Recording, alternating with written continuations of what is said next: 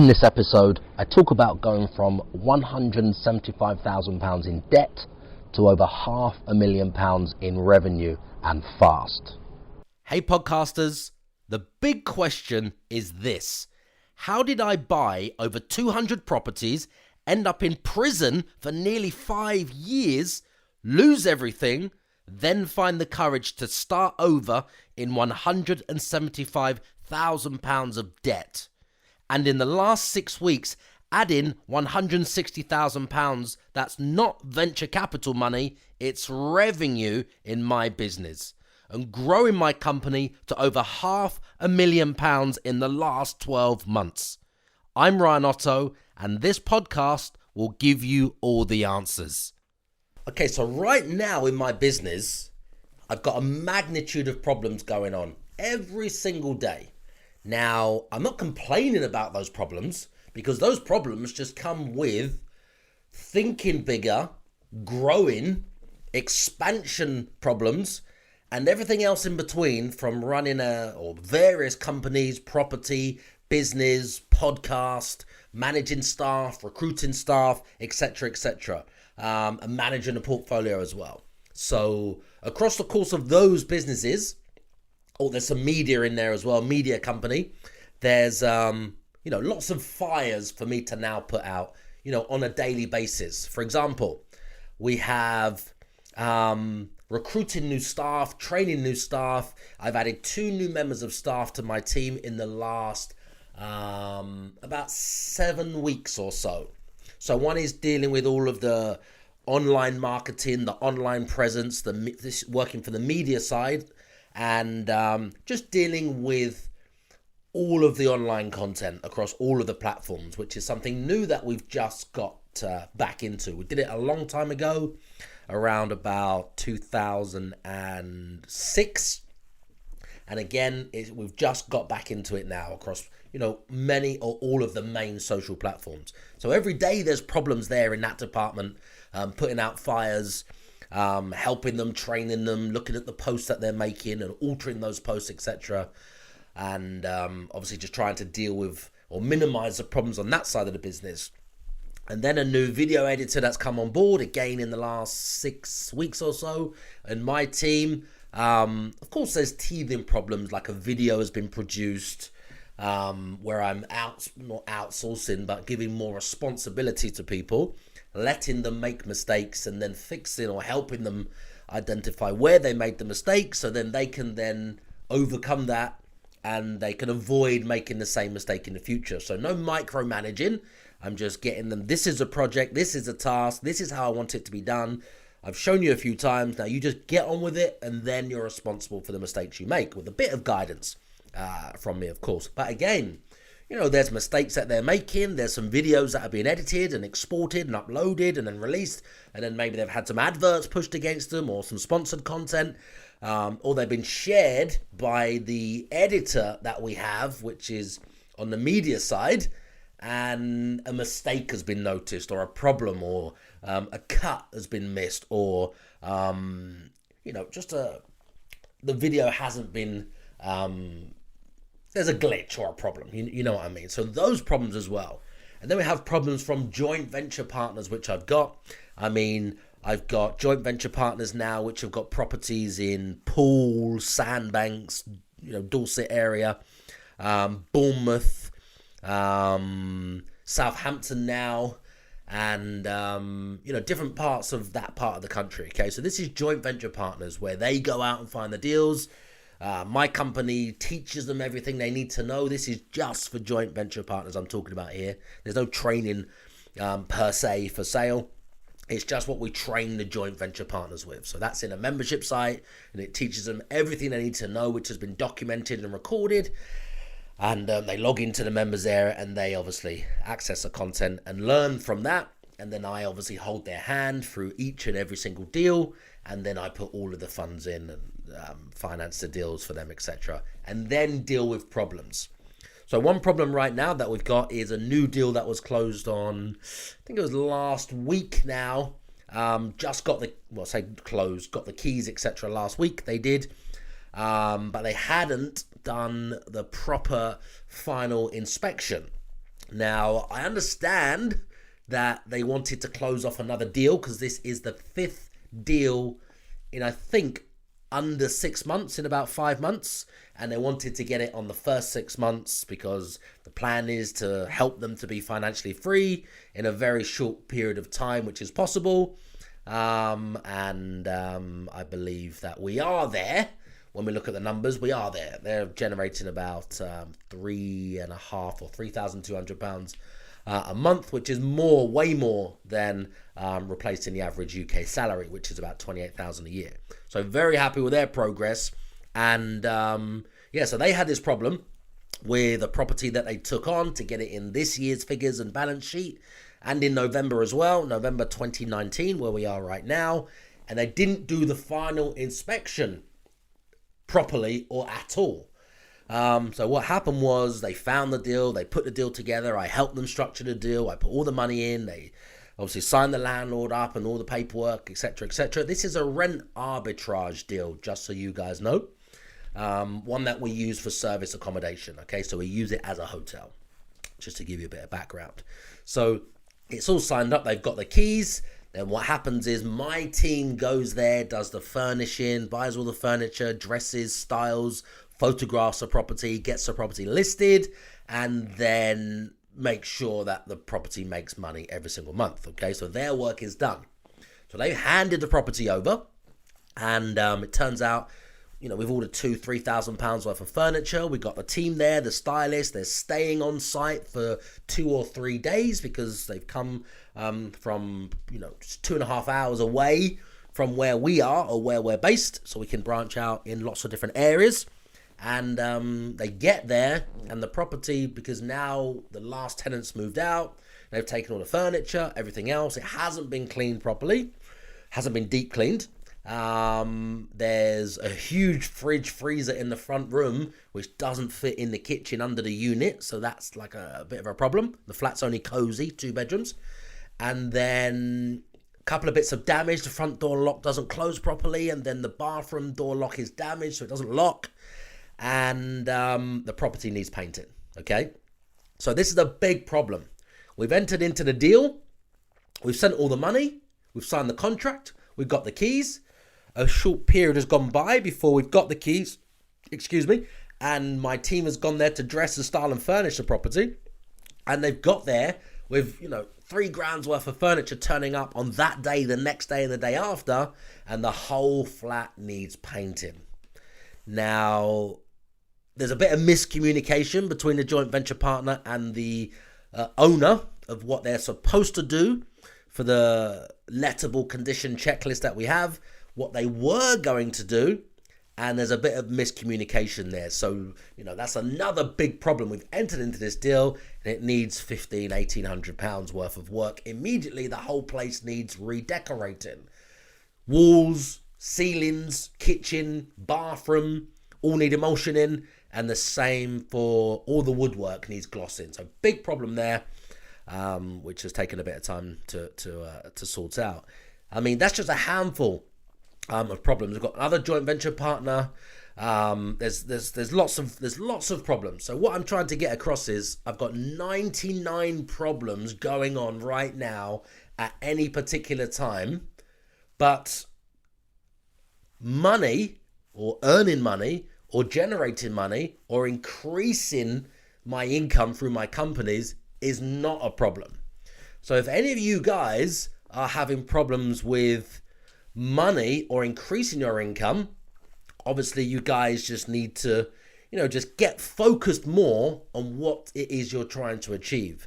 I mean, if you're looking to go and just add an extra £1,000 a month on your income, or you're looking to add an extra £5,000 on your income, or you're going all in and you're trying to add an extra 6 figures on your income, then obviously you just need to get your focus right. Just choose the right strategy. And if it's property, which we talk a lot about on these episodes, if it's property, there's a few different strategies that you could use depending on if you wanted. Let's say, for example, if your problem is increasing your income, if you needed to replace the average UK salary, for example, let's use that. Let's use that as one option. You want to get enough money to replace the average UK salary. Now, again, depending on how much money you have right now to use to invest, or if you had no money or very little money to invest, then I would say the quickest way I know for you to replace the average UK salary, which is about 28,000 something a year the last time I looked, would be for you to get into, if you had not a lot of money to put in, some rent arbitrage deals.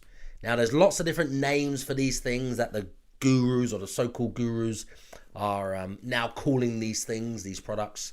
But it's very simple. Rent arbitrage is a strategy that we've been using for about 15 years or so, since around about 2004, 2005. And there's companies which are using it as well. When I think about it, Regis, who we have our office with, Regis uses the exact same strategy. And another company, WeWork, they use the exact same strategy. Now, what they do is they just find a building that somebody else owns. They rent the entire building or the entire floor or a massive area of office space. So they rent it, and then they divide that large space up into lots and lots of different smaller units, similar to how a HMO property works. For example, 3-bedroom house with 2 reception rooms might rent for, say, £800 a month. When you divide that up into 5 independent rooms, now you have a HMO, and you've gone from £800 a month as a single family occupancy to anywhere in a region of about £500 a room, which is £2,500 gross in rent that used to rent for £800. Does that make sense? Hey podcasters, let me just jump in quickly. If you own a property and it's rented out on an AST, do you know that for every £1,000 of rent that you receive, you're actually leaving over £2,000 on the table every single month? Because when you work with my team, every £1,000 of rent is now returning £3,000 for us and our clients. That's every single month. Now you can discover more by just entering your postcode at www.theyrentanyhome.com. That's www.theyrentanyhome.com. So WeWork and Regis are doing the exact same thing, taking a large building, renting it with a particular contract, and now dividing the building up into smaller units, and then charging 3, 4, 5, 10, 15 times the amount by paying one rent to the owner, and then subletting, you could call it, but it's a more clever way of doing it. It's not actually subletting, but to keep it simple. And then subletting the individual offices to separate people or companies. Now, that's how they take a rent from, say, here, let's say, I don't know, £10,000 a month on an office block, to here, let's say, £50,000 a month in the same office block, by chopping the units up, making them smaller, and having, instead of one customer, which is them, between them and the owner, they've now got 10, 20 or 30 different customers, all taking individual office space from them, okay? So that's exactly the same as how it works with rent arbitrage.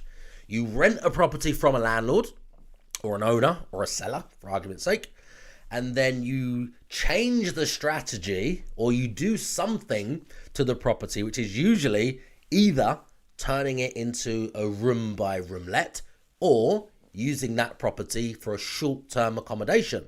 When you use it as short-term accommodation, we're turning every £1,000 of rent that we pay out into £3,000 per month. That's gross. Every single month in 5 different cities at the moment. Okay, guys? So that's one strategy. So if you can imagine, you get a couple of those rental properties that you rent. Anybody here think they can go and pick up the Friday ad if you're in the southeast, or go onto Gumtree, or go onto Open Rent, contact some landlords who are advertising to rent a property and say, yes, I'll rent it. I just want these flexible terms to be able to do this. And if you pay them a little bit more money, I'm sure from experience that most of the landlords, or many that you approach, will say yes. So there you go. Who here can't go out and rent a property from a landlord that's advertised? Anybody here listening to this podcast or watching this episode think they can't ring a landlord who's advertising the property to rent privately, go and view the property, say they'll rent it, and just tell them the extra terms that they want? Does anybody think they can't do that? Because that's the quickest way, I would say, if you're looking to add another, £2,500, maybe £3,000 a month to your income, which will replace the average UK salary. I would say that's probably the best strategy for you to use right now to replace the average UK salary. Now, when you're talking about problems, or this episode is about problems. So right now I've got 99 problems going on in my businesses at all times. Okay, so firefighting, putting fires out, but finding money, attracting money, getting people to give me and my companies more money, increasing my income is not a problem is not a problem that I have. 99 problems, not one of those problems is increasing my income. Okay, guys, in the last probably in the last 6.5 weeks, I've increased my income in one of my businesses by just under £160,000 a year. That's £160,000 a year. That's how much I've increased my income in the last just under 7 weeks. It's about 6.5 weeks. Now, how I did that is I added 6 more properties. So that's more or less one deal a week in the last 6 or 7 weeks to my portfolio. And most of them are HMOs. So most of them are HMO properties where we rent the rooms out. Higher end, professionals, luxury, fully renovated, or even some decent student properties in certain cities in the UK. So that's added in the last 6 or 7 weeks, just under £160,000 a year in income for my business. So yeah, we've got 99 problems going on all day long. I mean, we've oversold some of the rooms to some of the students, which we now need to find more properties for when they come in January, when the new term starts. So we've got, some tenants that have already made reservations with us, and, we found other people after, and we've moved some people around from property to property because we've got about 25 or 26 rooms on all at the same time. My goal is to get them filled as quick as possible. Now, like an airline, how it works, we've oversold some of the rooms to make sure that they're let. Now, we've got to rehouse those people now, and we've got to call them and do deals with them to make sure that the house that they booked or reserved, we get them into something of equal value or better, which is an upgrade, and they're happy to do the move, so we don't have any problems when they come here. But, we've got 99 problems going on all the time. Growing problems, scaling problems, staffing problems, renovation problems not finished, HMO licensing problems with councils, and increasing my income is not a problem that we have. Okay, guys? So I hope you got some value from this episode. I would love to hear your thoughts. If you've ever had to come back from rock bottom or overcome a difficult challenge in your life, please, please, please help inspire other people who need this content by sharing this podcast with them. And if this podcast helps you to feed your family better, I mean financially, emotionally, or even spiritually, I would love to hear from you and have you on the next show.